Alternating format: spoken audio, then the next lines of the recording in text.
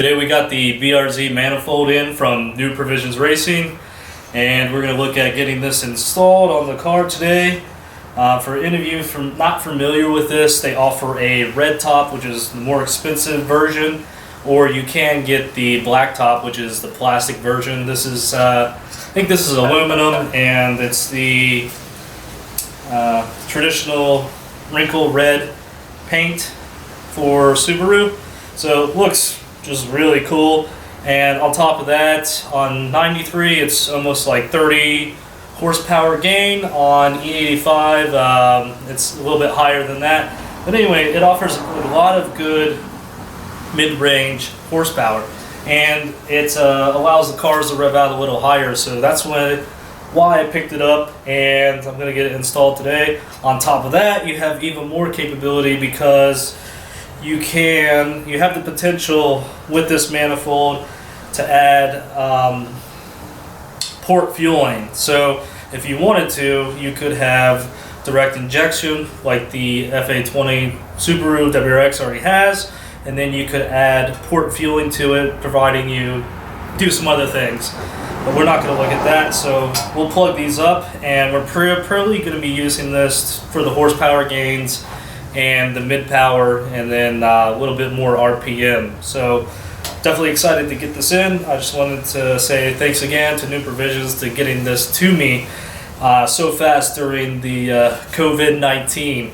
There's the hardware from iBuild Race Cars. If you're not familiar with them, you might be living under a rock if you own an FA20, but they make some good stuff, so check them out too. Oh, one critical thing I forgot to mention is this takes your throttle body and turns it around to the front of the vehicle. So you do have to have a front mount intercooler or special intercooler piping that routes the piping from going to the rear of the engine to the front. So there are only two companies out there that I'm aware of. ETS makes a kit for that intercooler piping for their front mount kit. It's optional. Or I think it's PRL. PRL also makes a front mount intercooler kit, and they have the option for this manifold. So if you're looking into it, make sure you do your due diligence and make sure you have all the supporting modifications for this manifold. We'll start by removing the 8 bolts connecting the manifold to the TGV area. There's 4 on each side of the manifold. Pretty simple. They're 12 millimeter. Just gonna go ahead and take these out.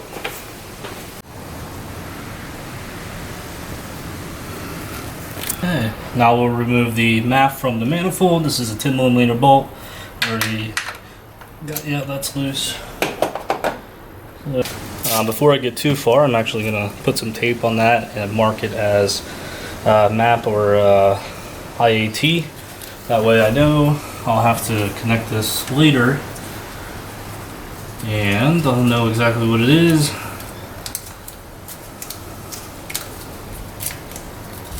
So just something easy for me in case I have to leave the car and then come back to it later.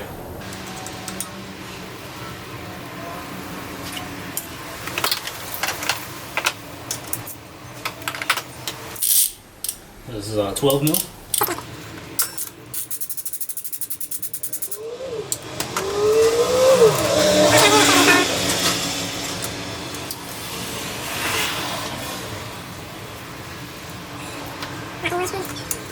Here's the 2 evap lines right here, so we'll remove those and then I'll tag them.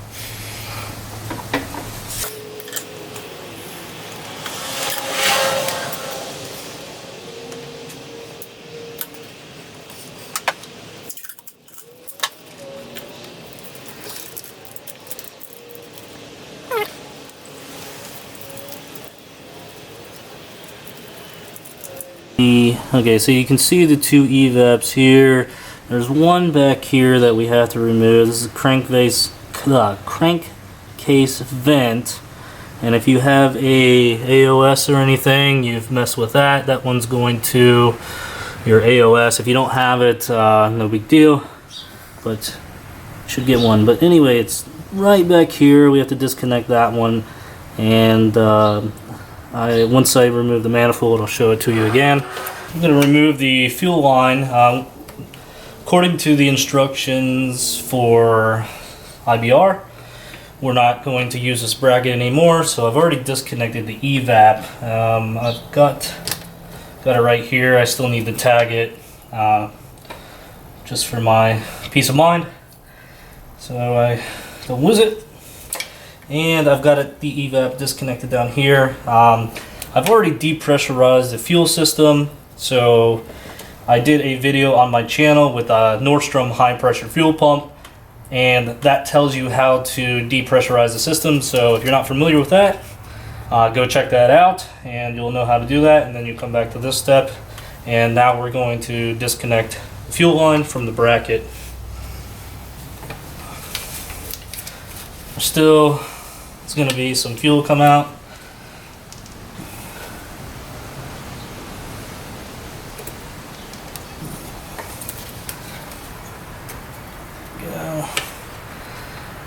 Yeah. Oh, hey.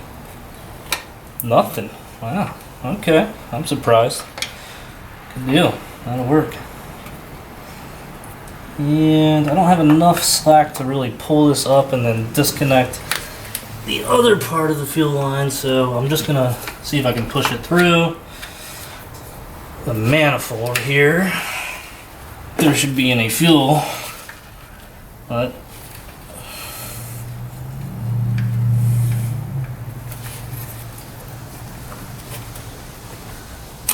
there we go. Alright, bracket delete. Done.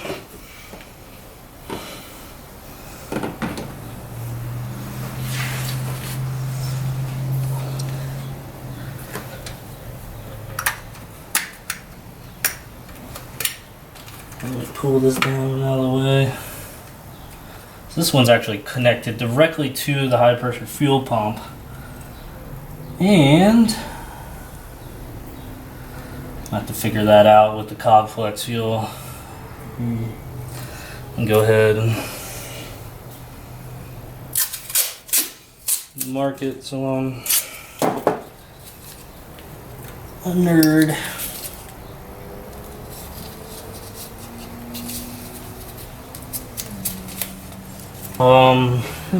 While I'm in here, I need to disconnect. There's some cabling here going to this bracket for the high pressure, or the plate for the high pressure fuel pump. This I'm going to disconnect, and then there's a nut here. I think this is 12. I remember. Yep, looks to be about 12. So I'll disconnect that.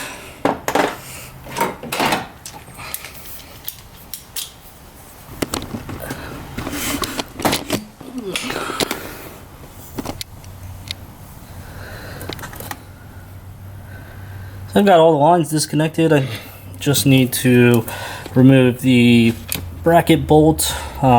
This is the, I guess, the protection plate or noise plate for the high pressure fuel pump. So maybe it's some kind of heat plate. So I'll just move it from the manifold so it's not connected.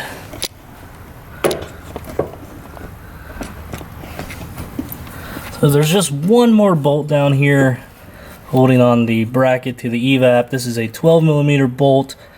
Just have to break that loose, take it out, and then should be totally disconnected from the manifold. Yep, there we go, disconnected. Next we have to undo the bolts for the throttle body. Lastly, there are 4 bolts holding the throttle body to the manifold, and if you just reach around, you can feel out where the bolts are. So you'll need to go on 4 corners of the throttle body and remove these long 10mm bolts. Now everything should be disconnected, and we should be able to remove the OEM manifold. While taking it out, we will have to make sure nothing gets hung up, anything like that, and then at the same time, just don't yank it out, because if you miss something, we'll have to catch it right here. But hopefully everything's ready to go. Just come out really easy. But just take the time and do it. So, nice. So here's the crankcase vent. You can see that finally where I disconnected that, labeled it. Since I have AOS, it's going to the top port facing the transmission. Then this will give you an idea of your bolt pattern for the throttle body right here. And here's that, the evap. Here's the evap brace that had the 12mm bolt connected to the manifold. That's that. And we're gonna have to pull out these plastic shims, but we'll get to that later. And there's the manifold. Eventually we're gonna have to delete the coolant lines from this, and we'll move it to the front right there. That'll be sweet. So here's our this is our fuel line going to the high pressure fuel system. So I think that just connects to the firewall here. We'll be good to go. After removing the manifold, I have to remove the lower TGVs, or whatever these are, these plastic housings that got the plastic bits in it. So anyway, there are three 12mm bolts.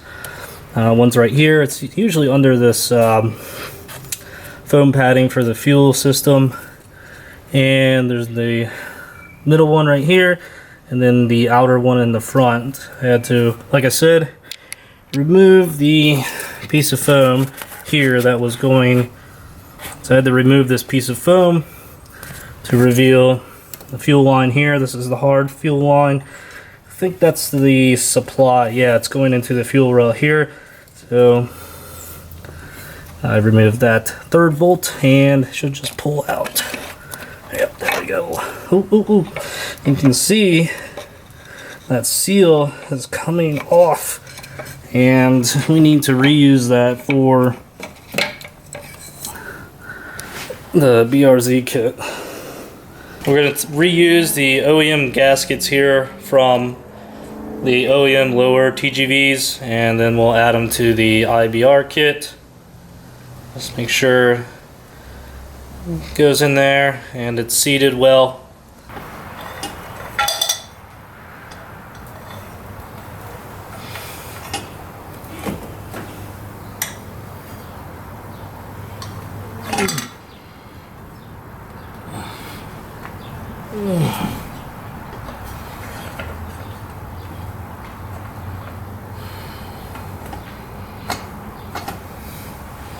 Well, some of the angle on these bolts are real tricky to get in here, so you just have to take your time with it and make sure they go in straight.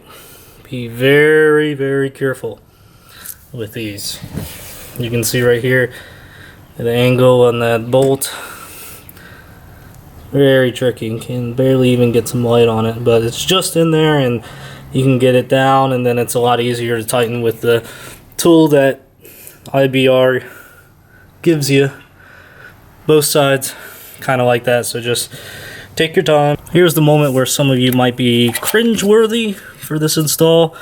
This is an 11mm deep socket, and you basically have to put this on here, hammer down the inlet right here to your high pressure fuel pump until it clears the new manifold. So I went through a few times making sure to test fit the manifold and go around and make sure everything fit.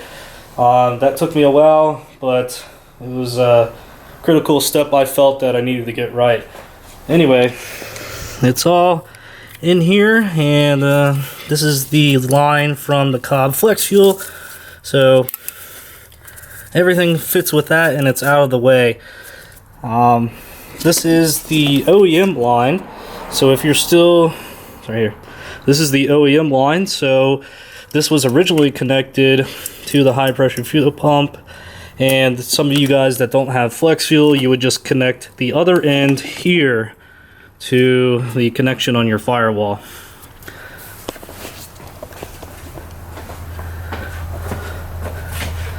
So also we have the evap solenoid, I think this is, something for the evap. Anyway, we have the part here that came with the iBR kit.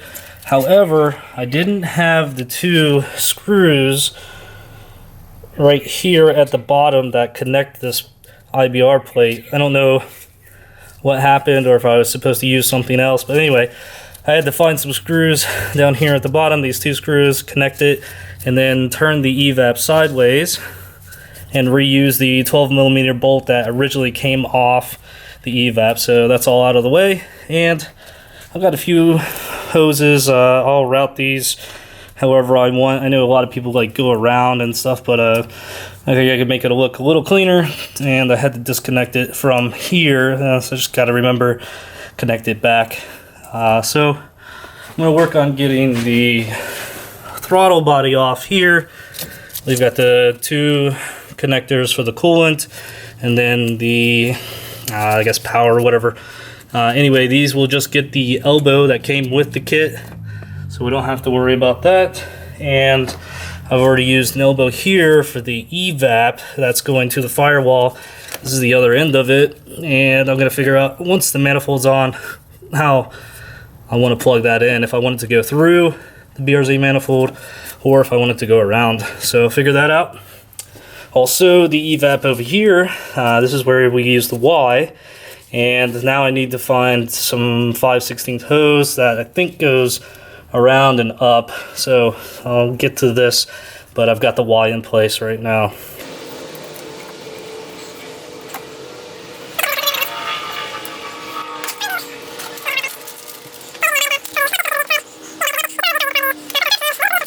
Here's the elbow for the throttle body.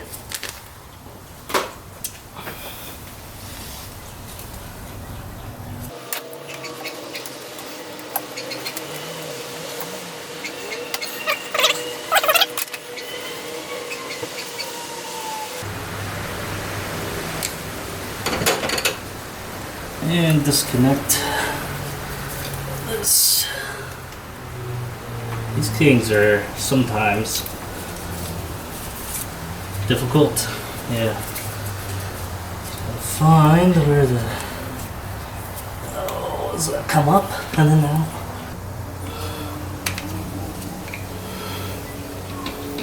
Yes, no. Hey, there we go. Jeez. I've learned you really have to take your time with these clips. Sometimes after they get older, they're really fragile and the clips like to break. Just whatever, got it out.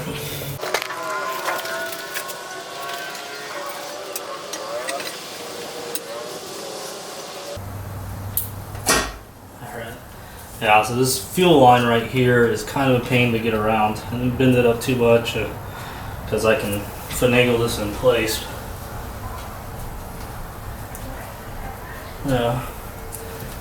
Be careful with the gaskets on the bottom of this, because these are the BRZ gaskets that are on the bottom side where the TGV deletes meet.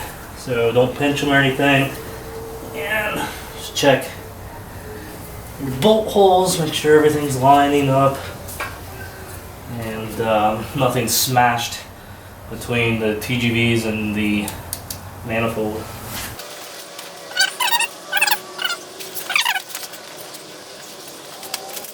Okay guys, so we got all of the hoses connected and actually routed this evap in between the manifold here. It looks a little cleaner than going around. I've got all the block offs mounted. I'm not going to be running port injection with this so far. I don't know if I will down the road. Anyway, so we've got the 2 evaps here going into a Y, and I was able to find another piece of hose I had laying around, so that connects underneath the BRZ manifold right here. I got that connected pretty good. I'll have to go and probably put a heat gun on this part and push it just a little further up We got the map sensor here. Just routed the cable under and then tried to pull as much slack to it and then put it onto the BRZ adapter for the BRZ manifold. So that's in there. I used the little Allen key bolt that they provided with that. It's all plugged with the second Allen key bolt right there in the plug. Come over to the other side. Same kind of situation. These are self-explanatory, really. And I did some cable routing or hose routing, just kind of, you know, connected that up here, and then I connected that other evap going to the firewall. There's a L bracket. If I can push it through here, yeah, you guys can kind of see that L. I just ran it underneath of the manifold. It looks a little cleaner. So there's that L bracket for the two evaps that we took off of the OEM fuel line bracket, right?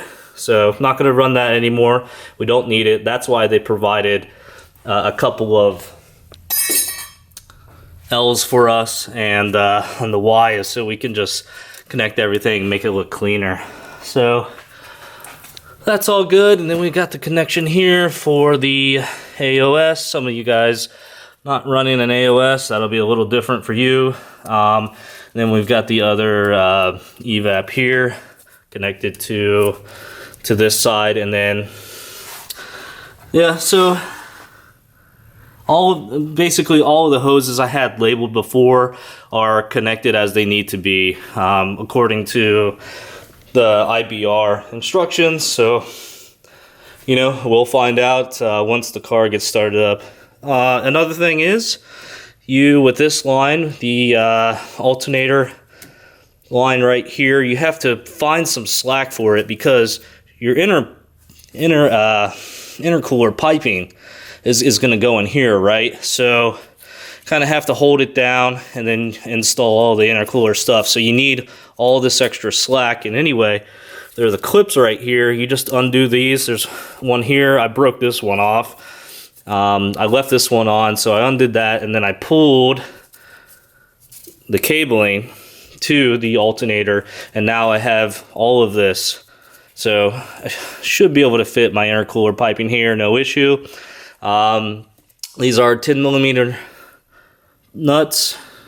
bolts, and they just adapt, you know, our WRX manifold to the BRZ manifold. So those aren't a direct match. They've got the little adapter in here, and I'll show you that in a second. And something else I wanted to go through is I'm not going to be putting on the shield here for the fuel pump. I'm going to leave this all open, but I'm going to retain the foam. This is going to help cut down on a little bit of noise. So if you take all of this out, this foam, I think it is really just for noise. You can hear the ticking of the high pressure fuel pump. Here's the line for it. So I did cut that up a little bit and tried to use as much of that as I could. Whatever you guys want to do from there is up to you guys. So yeah, you can kind of see it in there. Not a huge deal to have this, but you know, every little bit's gonna help make it less race car-ish. But yeah, everything's good. So now I just need to work on assembling the throttle body. I actually need to heat that up real quick, and then get the throttle body on, and I'm done with installing the manifold. Other evap hose was connected here. It's hard to see. No, it's just a one connection from the evap, right? Yeah, just the one. This evap just goes up to here, and then that is the one for the AOS or the crankcase. So we've got the Y here for the evap hose. Got that pushed in all the way, and then a zip tie on there. Also, looking at the connector here for the manifold, I did snip that zip tie, and I got quite a bit of slack on it. But I'm also seeing some tape in here connected to the rest of the wiring harness. So I'm probably going to cut that and then get some more slack. Yeah, right here you can see. And then I'll just try to cut that and bring it forward even more. And I think that should be enough slack for that connection, not to put any stress on it. Cut the tape on the wiring harness and I cut the tape on the wiring harness as well back there. So now I have even more slack and I can almost reach just with this connector to the throttle body adapter here. So that's giving me quite a bit of slack. If you guys are having issues in this area, hopefully that's gonna give you enough slack for this connection. We're gonna find out here in just a minute. Remove this bracket here. This is used to remove the engine, one of the connections that you would hook onto and pull the motor out. Anyway, with this iBR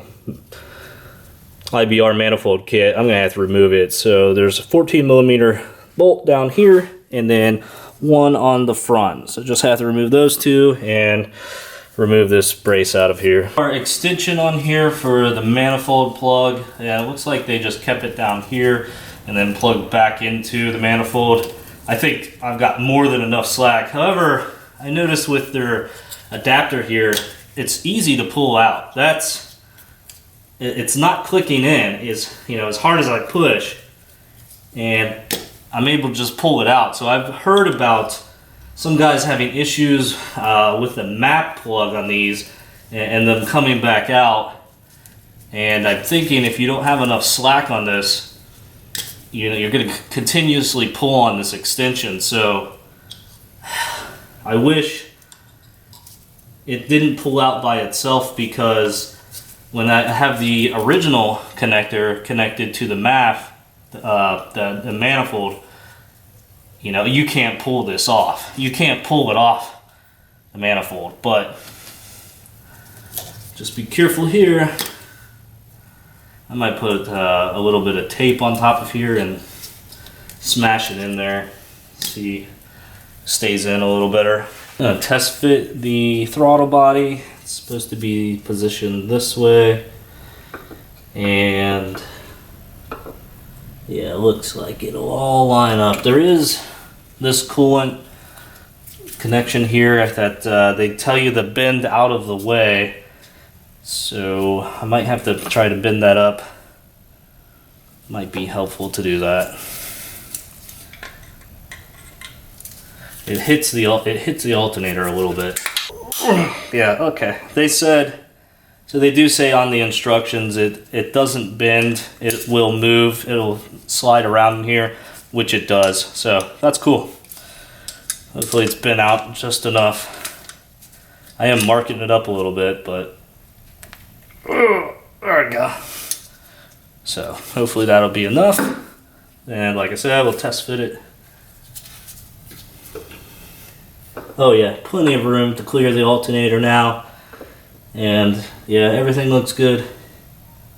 I think I'm gonna bend it up as far as I can just to be safe. Front line bend as far as I can, all the way up. So that'll give me maximum clearance, not to hit the alternator here.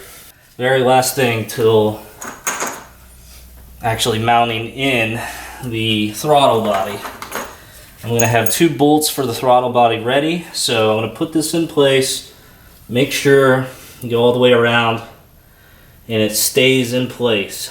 So I've got my 2 bolts ready for the throttle body. And I'm gonna make sure these are going in. They're twisting in, lined up, and then hopefully that rubber O-ring won't get misplaced. These aren't going in that well.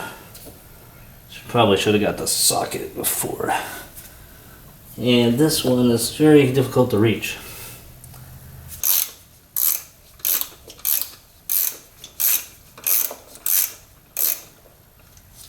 Alright, and double check Looks like, as far as I can tell, the gasket's not moved at all.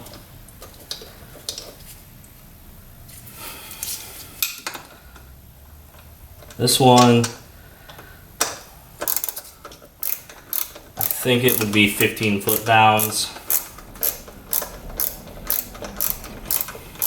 All right, that's on. Very good. Now we just have to plug in a connector.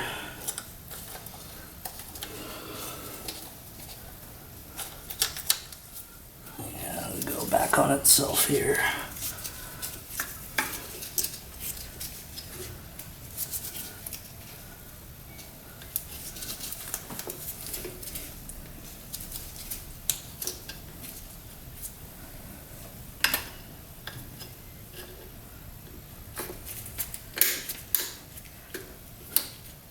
All right, yeah, see that clicks in. Oh, that's got a little push lock on it. I wonder if the other side does. That does not. Install is complete.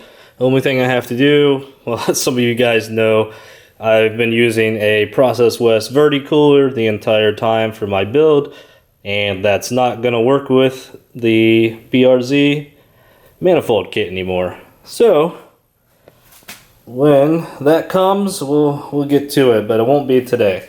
Anyway, I think everything's gonna clear with the front mount intercooler piping. I'll have to look at getting that installed. Few things is it did help. So it did help to get some extra slack for this connector, cutting it off of the zip tie back there and the tape. That just allowed me a lot more slack on it. So I feel pretty confident, even though this connector back here is a little wonky. I don't think it's going to shake itself out, and I have enough to plug into the throttle body. But I'll have to be mindful of that. If I have any issues with the car starting up, that'll be one of the first places I check. I think the gasket for the throttle body and the adapter, I think that went on really well. Anyway, here's the clearance for the coolant line that I bent up, and you can see it's pretty far from the radiator, so I won't have any issues there. And then we should have enough slack on this. Well, actually, in all honesty, for this project, I was kind of hesitant of it. You know, it is a little intimidating to do it and to mess with the manifold. So yeah, I feel pretty good that I've done it, and I've done it right.